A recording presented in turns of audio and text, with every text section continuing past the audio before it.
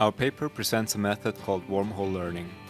Typically, to enlarge the operating domain of an object detector, more label training data is required.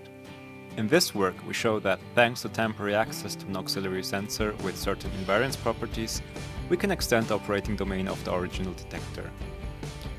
Wormhole learning consists of 3 steps.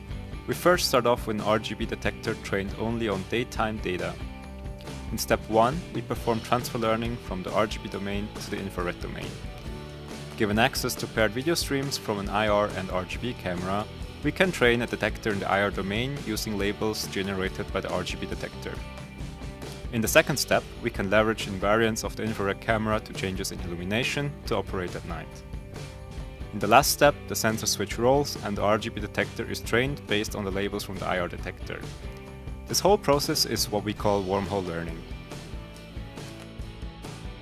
In the first step, we start with a network trained on daytime data only. Using this network, we generate labels and transfer those to corresponding IR images during the day to train an infrared detector.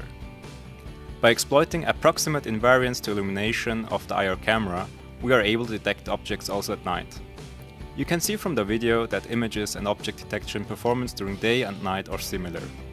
As before, we generate labels at night using the IR detector and transfer them back to the RGB domain.